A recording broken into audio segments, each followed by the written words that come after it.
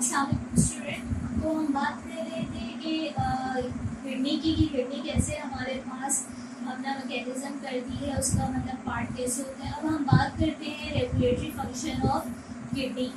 So basically मैंने आपको nephron के स्ट्रक्चर में बताया था कि हमारे पास जो नेफ्रॉन होता है वो हमारे पास माइक्रोस्कोपिक ट्यूबुलर सिस्टम होता है। वो हमारे पास कहाँ पर होता है? वो हमारे पास कॉर्टेक्स में होता है, वो हमारे पास मेडुला में होता है। ठीक है, आपको मैंने बताया था कि हमारे पास फॉर एग्जांपल ये एक बीन शेप है, किडनी है। किडनी के अंदर हमारे पास पिरामिड है। ठीक है, अच्छा, इसके अलावा मैंने आपको बात बताई थी कि हमारे पास कैपिलरी का एक सिस्टम होता है, उसको हम नेटवर्क होता है, उसको हम क्या कहते हैं? कॉर्टेक्स कहते हैं। और जो हमारा इनर लाइटर रीजन होता है उसको हम क्या कहते हैं? मेडुला कहते हैं। ठीक है, यही बात हमने लास्ट लेक्चर में करी थी। इसके अलावा मैंने आपसे कहा था कि जो हमारे पास किडनी है उसके अंदर जो पिरामिड है उसके अंदर हमारे पास क्या होता है? नेफ्रॉन का यूं स्ट्रक्चर होता है। लूप ऑफ हेड इसके अंदर होगा, उसके बाहर हमारे पास क्या होते हैं? हमारे पास प्रॉक्सिमल कन्वोल्यूटेड ट्यूब्यूल और डिस्टल कन्वोल्यूटेड ट्यूब्यूल और ये कनेक्टिंग डक्ट हमारे पास होती है कुछ इस तरीके से। ठीक, अब हम बात करते हैं कि हमारे पास जो रेगुलेटरी फंक्शन है किडनी का वो कैसे परफॉर्म हो रहा है।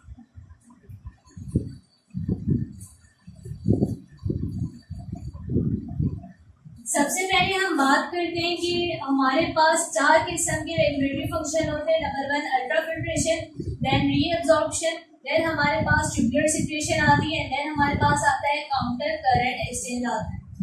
नंबर 1 हम बात करते हैं अल्ट्राफिल्ट्रेशन की। अल्ट्राफिल्ट्रेशन में हमारे पास क्या होता है? ये मैंने आपको क्या बताया था, ये क्या हमारे पास है? ये हमारे पास है ग्लोमेरुलस। ठीक है, और ये मैंने आपको बताया था कि हमारे पास क्या है? बाउमेन कैप्सूल है।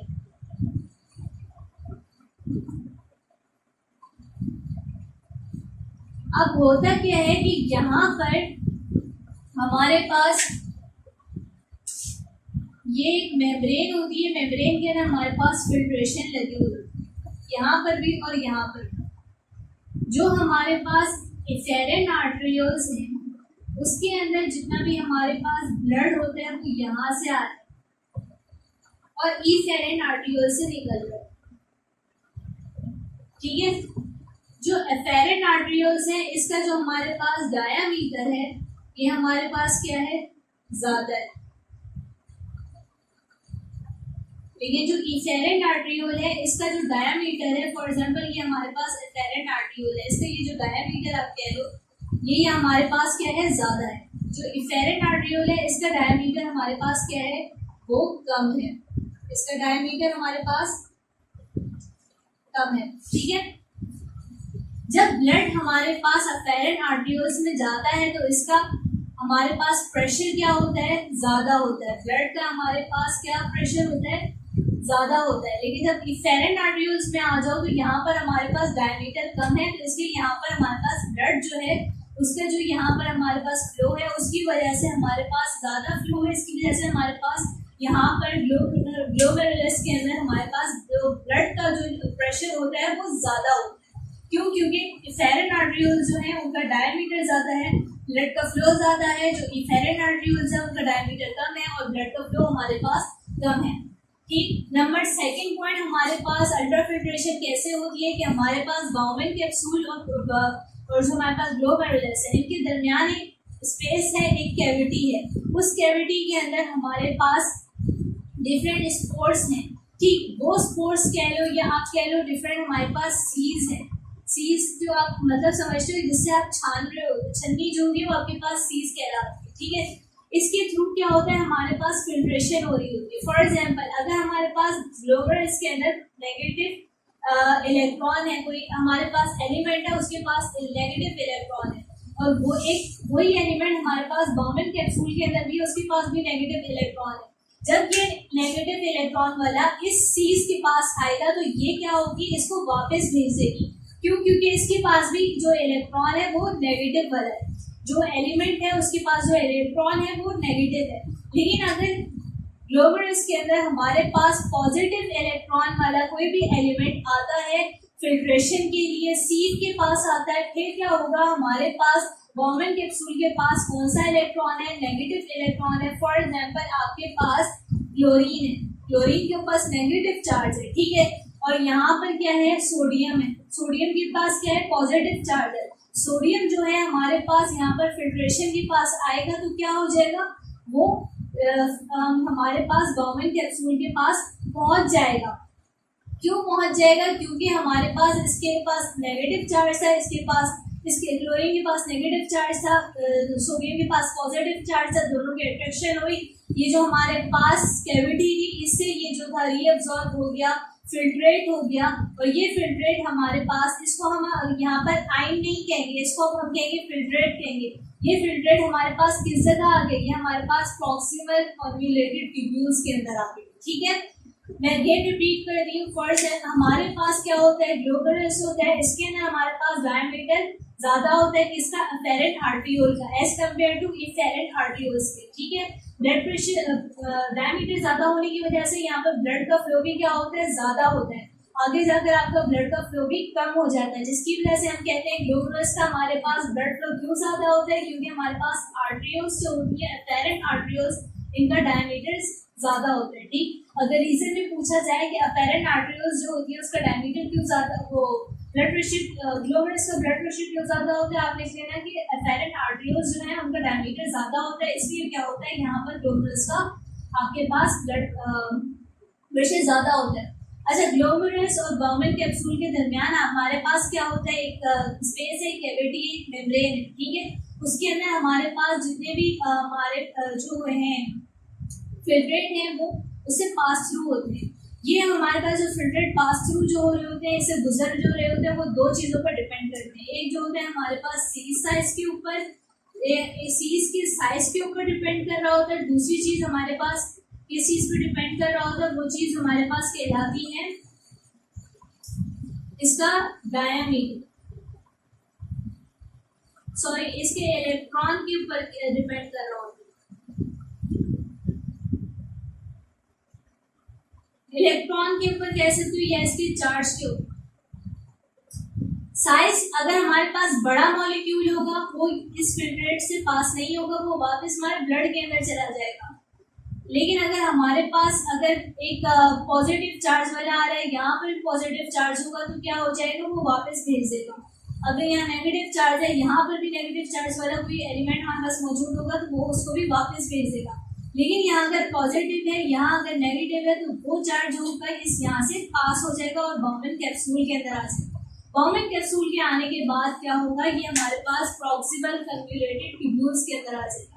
प्रॉक्सिमल कन्वोल्यूटेड ट्यूब्यूल्स के अंदर आप देख सकते हो कि यहाँ पर ये किस ना जा रही है, ये डाउनवर्ड पोजीशन में जा रही है, ठीक है। जब ये डाउनवर्ड पोजीशन में जा रही होती है, इसको हम क्या कहते हैं, लूप ऑफ हेल्स का नाम देते हैं, ठीक है। अच्छा, ये मैं मिटा देती हूँ। अल्ट्रा फिल्ट्रेशन का आप लोगों को समझ में आ गया। अब हम बात करेंगे रीअब्जॉर्प्शन। अल्ट्रा फिल्ट्रेशन क्या हुई, हमारे पास बड़े साइज के मॉलिक्यूल थे वो वापस चले गए, जो सेम चार्ज के मॉलिक्यूल थे वो भी वापस चले गए, पॉजिटिव चार्ज वाले मॉलिक्यूल जो थे वो पास हो गए। अब जो हमारे पास फिल्ट्रेट था प्रॉक्सिमल कन्वोल्यूटेड ट्यूब्यूल में आया। प्रॉक्सिमल कन्वोल्यूटेड ट्यूब्यूल का आपको पता है कि इसके ऊपर हमारे पास नेटवर्क ऑफ कैपिलरीज होते हैं, वो हमारे पास क्या कहलाते हैं, पेरीट्यूबुलर कैपिलरीज कहला रहे हैं।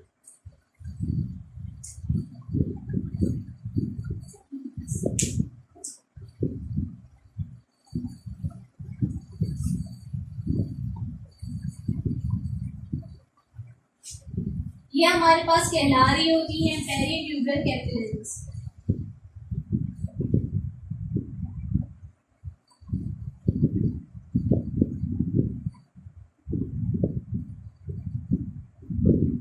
अच्छा, होता क्या है कि ये जो होती है इसके अंदर ये होता है कि फॉर एग्जांपल इस एरिया को आप गौर से ले लो, यहाँ पर जितना भी आपके पास आपका ये प्रॉक्सिमल कन्वोल्यूटेड ट्यूब्यूल्स है, ठीक है।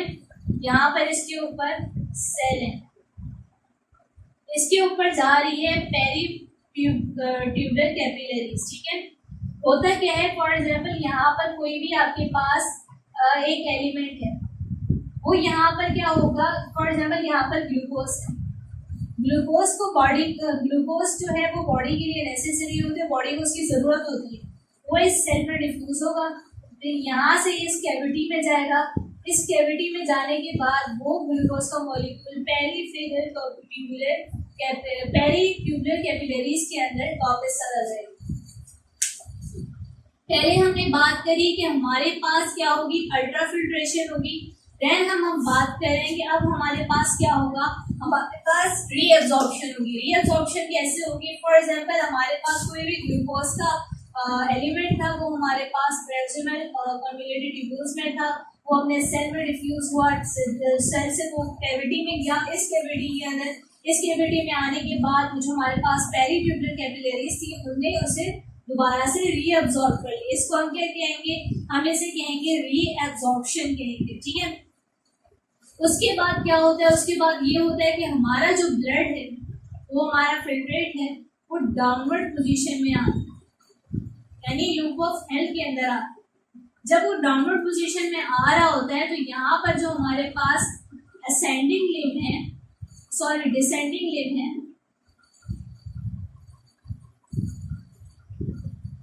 वो क्या करेगी, वो करती है वाटर की जितनी भी यहाँ पर वाटर होता है उसको रीअब्सॉर्ब कर रही होती है।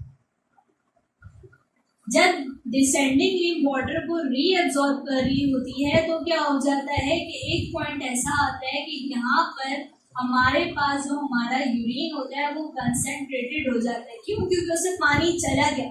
जब पानी चला गया तो उसमें क्या रह गया, सिर्फ सॉल्यूट के पार्टिकल रह गए। वो सॉल्यूट के पार्टिकल रहने की वजह से हमारा यूरिन कंसंट्रेटेड हो गया। अब क्या हुआ कि हमारी बॉडी के अंदर यही यूरिन फिर असेंडिंग लिम्ब की तरफ जाता है।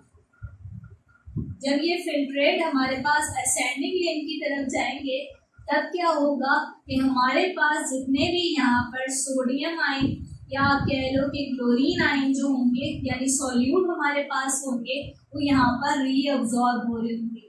यानी हमारे पास डिसेंडिंग लिम्ब के अंदर वाटर रीअब्सॉर्ब हुआ और असेंडिंग लिम्ब के अंदर हमारे पास क्या हो गए, जितने भी सॉल्यूट के आयन थे वो रीअब्सॉर्ब हो गए। अब जो हमारा कंसंट्रेटेड यूरिन था असेंडिंग लिम्ब में जाकर दोबारा किस में हो गया, ये दोबारा हमारे पास डाइल्यूटेड फॉर्म में आ गया। डाइल्यूटेड फॉर्म में आने के साथ साथ ये हमारे पास कहाँ पर आ गया, ये हमारे पास आ गया डिस्टल कॉन्वोल्यूटेड ट्यूब्यूल्स में आ गया। यहाँ तक बात समझ में आ गई आपको?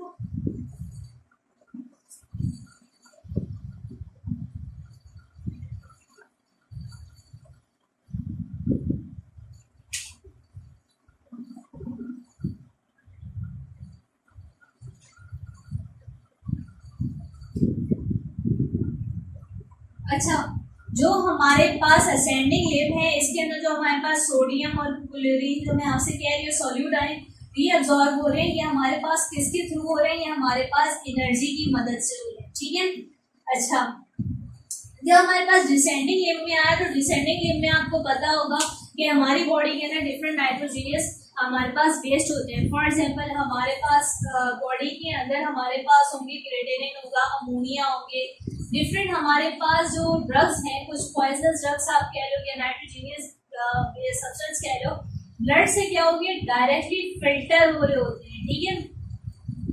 अगर आप एक और एग्जांपल इसकी ले लो, आपकी बुक के अंदर लिखा होगा एसिड बेस बैलेंस के बारे में। तो एसिड बेस बैलेंस हमारे पास क्या होगा, फॉर एग्जांपल हमारे पास यहाँ पर हाइड्रोजन थे, ठीक है, यहाँ पर हाइड्रोजन हमारे पास कम हो गए थे जिसकी मदद से क्या हो गया, बाहर का हाइड्रोजन अंदर की तरफ आ गया। अगर ये ऐसा ना होता फिर क्या होता, फिर ये होता कि आपकी बॉडी के अंदर क्या होता, पीएच लेवल गिर जाता, आपका बीपी लो हो जाता। तो डिस्टल कॉन्वोल्यूटेड ट्यूब्यूल्स में क्या हो रहा होता है, आपके बेसिकली एसिड बेस का मेंटेनेंस हो रही होती है। इसके अलावा आपके पास जितने भी नाइट्रोजीनियस सब्सटेंस होते हैं वो आपके पास डायरेक्टली ब्लड से फिल्टर हो रहे होते हैं, ठीक है। उसके बाद आपके पास नंबर 4 पॉइंट है काउंटर करंट एक्सचेंज का। काउंटर करंट एक्सचेंज हमारे पास दो तरह के होते हैं। एक हमारे पास होता है काउंटर करंट मल्टीप्लायर एक्सचेंज, दूसरा हमारे पास होता है काउंटर करंट एक्सचेंज। इसको हम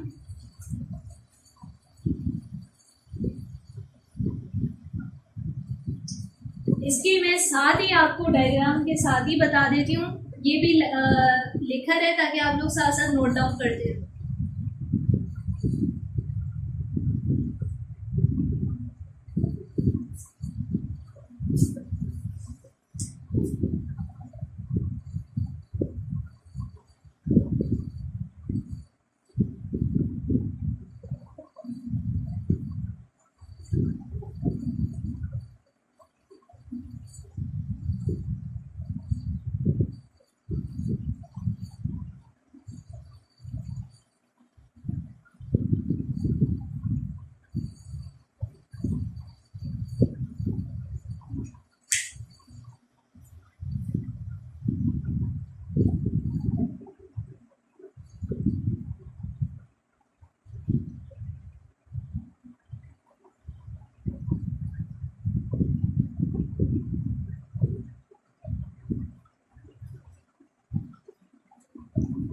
काउंटर करंट मल्टीप्लायर के अंदर सबसे पहले हम बात करते हैं काउंटर करंट, इसको नंबर 1 कर देते हैं, इसको नंबर 2 कर देते हैं। काउंटर करंट मल्टीप्लायर की बात करें, फॉर एग्जांपल आपके पास ये लूप ऑफ एल, ठीक है, इसको मैं बड़ा करके दोबारा से बता देती हूँ। ये आपके पास लूप ऑफ एल, अब क्या हुआ कि यहाँ के अंदर आपके पास हमने कहा था वाटर एब्जॉर्ब हो रहा होता है, ठीक है, वाटर बाहर जा रहा होता है, बाहर की तरफ जब वाटर जा रहा होता है ट्यूबलर इक्वेशन की वजह से, जब क्या होता है आपकी जो ट्यूब है इसके अंदर से वाटर जा रहा है, तो क्या हो गया आपका जो वाटर वो फिल्ट्रेट है वो कंसनट्रेटेड हो गया।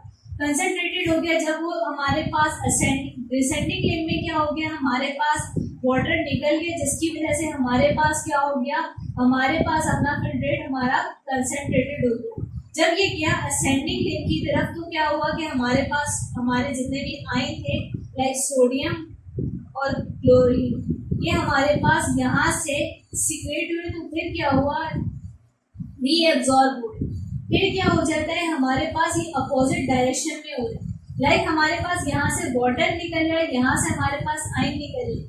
जब यहाँ से वाटर निकला है, ये हमारे पास कंसनट्रेटेड हो रहा है। जब असेंडिंग लेन में हमारे पास यहाँ पर सॉल्यूट पार्टिकल निकल रहे हैं, तो हमारे पास दोबारा से डाइल्यूटेड फॉर्म में आ रहा है, सही है, हमारा फिल्ट्रेट दोबारा से डाइल्यूट हो रहा है। पहले हमारा फिल्ट्रेट डाइल्यूट था, उसमें से वाटर निकल गया तो कंसनट्रेटेड बन गया, फिर दोबारा से हमारे जो था फिल्ट्रेट था उसमें से हमारे पास क्लोरीन आयन में निकल गया, सोडियम आयन निकल गया, फिर हमारे पास दोबारा से सॉल्यूट पार्टिकल निकल जाने की वजह से हमारे पास दोबारा से फिल्ट्रेट डाइल्यूट हो गया। इस प्रोसेस को क्योंकि ये हमारे पास अपोजिट डायरेक्शन में, इसलिए हम इसे क्या कहते हैं, काउंटर करंट मल्टीप्लायर कहते हैं, ठीक है।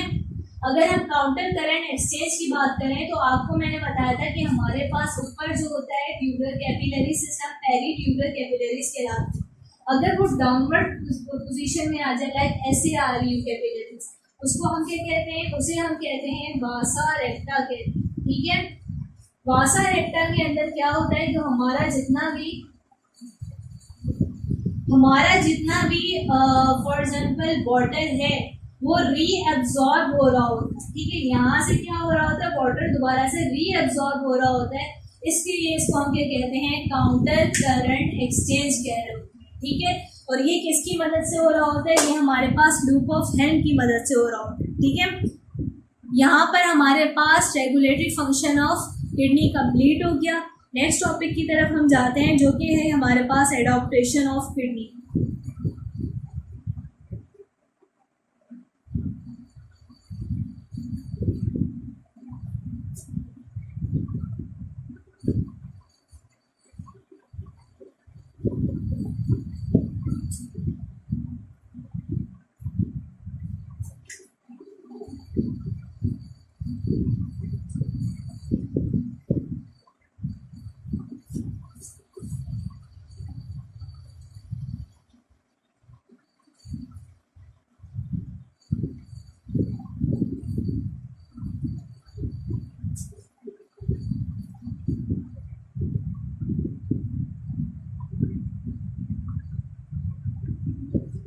एडॉप्टेशन ऑफ किडनी के अंदर आपको एक बात बताई गई है, वो ये कि आपके पास जितना भी जितना भी आपके पास मतलब यूरिन है वो किस पर डिपेंड कर रहा है, वो डिपेंड यूरिन की कंसंट्रेशन हमारे पास किस पर डिपेंड कर रही है, हमारे पास लेंथ पे डिपेंड कर रही है, किसकी, लूप ऑफ हेन।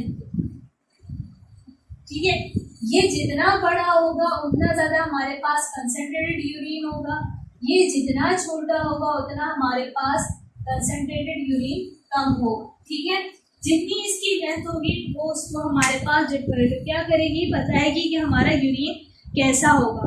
आपको मैंने बताया था कि हमारे पास एक कॉर्टिकल हिस्सा होता है, एक हमारे पास होता है मेडुला होता है। जो हमारे पास कॉर्टिकल है उसके अंदर हमारे पास जो लूप ऑफ हेन होती है वो शॉर्ट होती है, जबकि हमारे पास जो मेडुला होता है जस्ट मेडुलरी कैपिलरीज होती है, उसके अंदर हमारे पास लूप ऑफ हेन ज्यादा होती है। फॉर एग्जांपल ये पायरामिड था, ठीक है, ये हमारे पास जैसे ये लूप ऑफ हेन आ रही है, फिर कैपिलरीज है, यहाँ पर ट्यूबुलर सिस्टम है, फिर दोबारा से लूप ऑफ हेन आ रही है। ये वाली जो लूप ऑफ हेन है ये हमारे पास किधर है, कॉर्टेक्स में, और ये जो है ये हमारे पास किसमें, मेडुला में। यानी मेडुला के अंदर हमारे पास क्या होता है, यूरिन की कंसंट्रेशन ज्यादा होगी, और कॉर्टेक्स में क्या है, यहाँ पर लूप ऑफ हेन छोटा है तो हमारे पास यूरिन की कंसंट्रेशन कम होगी। इसको हम क्या कहते हैं, जक्स्टा मेडुलरी कैपिलरीज भी कहते हैं।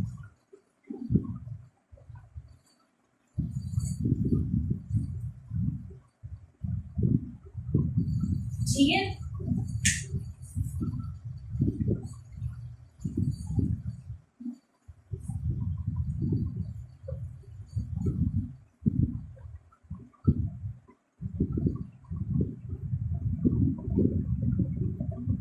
अब बात करते हैं हार्मोन की। वो कौन से हार्मोन है जो हमारे किडनी पर इफेक्ट करे। स्टार्ट में मैंने आपसे बताया था कि फॉर एग्जांपल ये हमारे पास एक किडनी है, किडनी के ऊपर हमारे पास एड्रेनल ग्लैंड, ठीक है। अब हम बात करेंगे कि बेसिकली ये ग्लैंड के बारे में हमने जिक्र क्यों किया था। हार्मोन जो है हमारी किडनी पर 3 तरह के होते हैं। नंबर 1 हार्मोन जो हमारी बॉडी के अंदर काम कर रहा है वो एडीएच कहलाता है। नंबर 2 जो हार्मोन है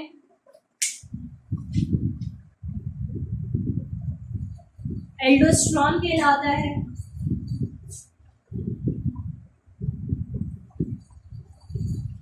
नंबर 3 हार्मोन हमारे पास पैराथायरॉयड हार्मोन कहलाता है। एडीएच को हम कहते हैं एंटी डाययूरेटिक हार्मोन।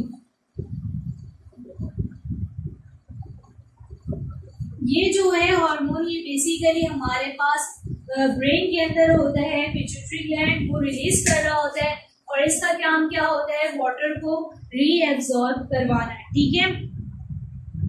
इसको वाटर रीएब्सॉर्ब करवाता है, और ये आप कह सकते हो ऑस्मोटिक प्रेशर भी इंक्रीज करता है। जैसे आपका वाटर बाहर एब्जॉर्ब हो रीएब्सॉर्ब हो रहा होगा, इसका मतलब है आपकी सॉल्यूट की कंसंट्रेशन ज़्यादा हो रही होगी, तो इसका क्या मतलब वो ये ऑस्मोटिक का जो प्रेशर है वो बढ़ा रहा होता है, ठीक है। एडीएच के हमारे पास क्या कर रहा होता है, वाटर रीअब्सॉर्ब करा रहा होता है, और ये कहाँ पर होता है, पिट्यूटरी ग्लैंड में होता है। एल्डोस्टेरोन जो होता है एड्रिनल ग्लैंड हमारे पास रिलीज कर रहा होता है, और इसका काम क्या होता है, हमारे पास सोडियम और जो हमारे पास क्लोराइड आयन है इसकी क्या कर रहा होता है, रीअब्सॉर्प्शन ये करवा रहा होता है।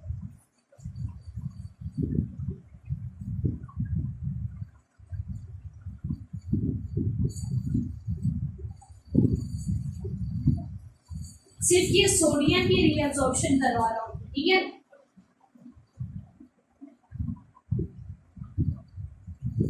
अगर पैराथायरॉयड हार्मोन की बात करें तो ये आपके नेक के अंदर होता है, और ये बटरफ्लाई शेप आपकी नेक के अंदर एक ग्लैंड होता है, थायराइड ग्लैंड ये रिलीज कर रहा होता है पैराथायरॉयड हार्मोन से। ये सो बेसिकली ये हमारे पास क्या कर रहा होता है, ये हमारे पास जो कैल्शियम है, कैल्शियमाइड, इनकी हमारे पास रीअब्सॉर्प्शन करा रहा होता है। अगर आप किडनी की बात करें तो किडनी के अंदर हमारे पास ये 3 हार्मोन है जो हमारे पास काम कर रहे हैं। पहला हमारे पास ADH है जो वाटर का रीअब्सॉर्ब करा रहा होता है। फॉर एग्जांपल आपकी बॉडी के अंदर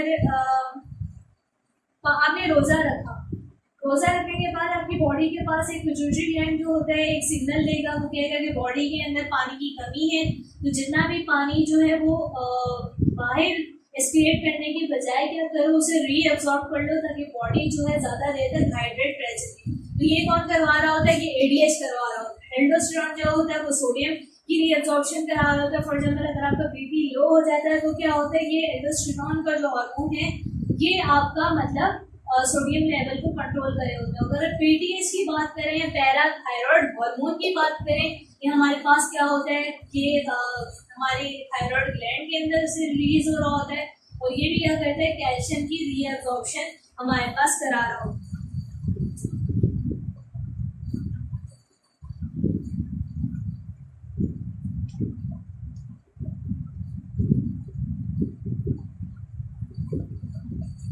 अब हम बात करते हैं कि हमारे पास किडनी के प्रॉब्लम कौन से होते हैं और उनके सलूशन क्या होते हैं।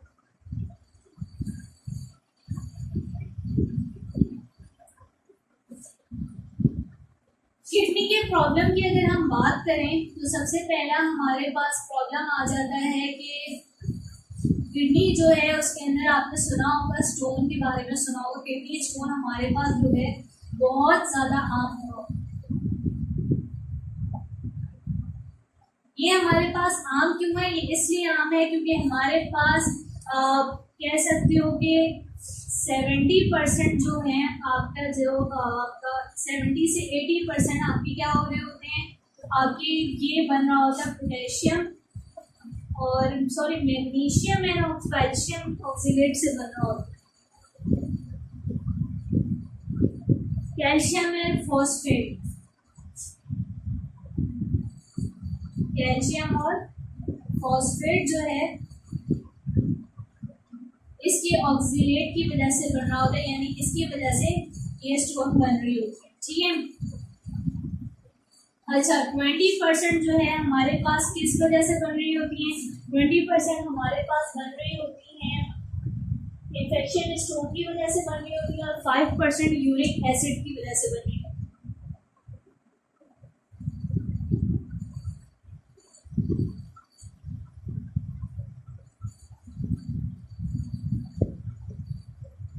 इन्फेक्शन स्टोन आप कह सकते हो फॉर एग्जांपल आपकी बॉडी के अंदर किसी भी चीज़ की ज्यादती हो गई, फॉर एग्जांपल अमोनिया ज़्यादा हो गया आपकी बॉडी में या आपकी बॉडी में यूरिया ज़्यादा हो गया, तो ये सब सारी चीज़ें क्या बना देंगी, या आपकी स्टोन बना देंगी। ठीक है, कैल्शियम और फॉस्फेट ऑक्सीलेट का जो हमारे पास जो सबसे मेन आप कह सकते हो इंग्रेडिएंट होता है वो टमाटर होता है।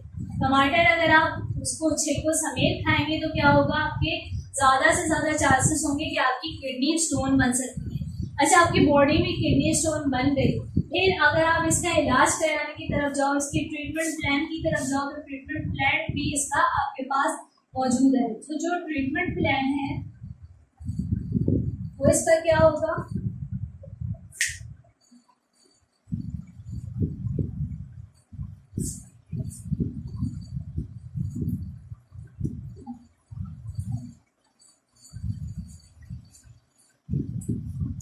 इसका ट्रीटमेंट कहलाएगा हमारे पास कहलाएगा लिथोट्रिप्सी।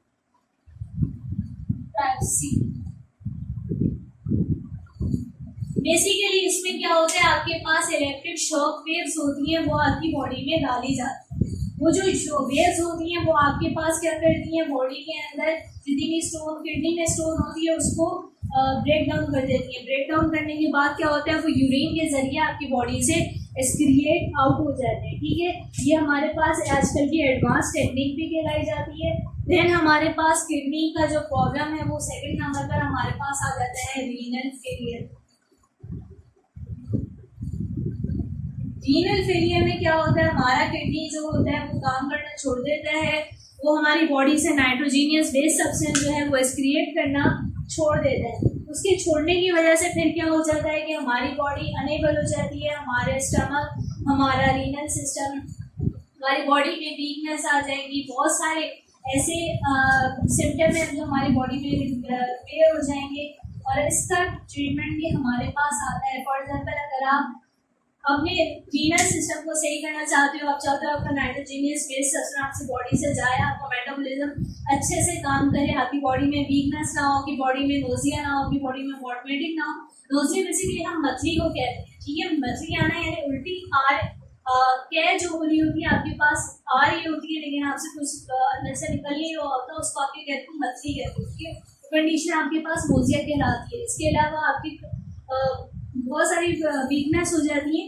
रीनल फेलियर का हमारे पास ट्रीटमेंट प्लान आता है डायलिसिस।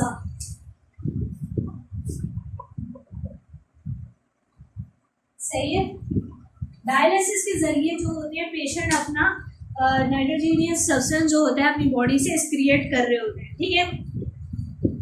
डायलिसिस हमारे पास दो तरह के होते हैं। एक हमारे पास होता है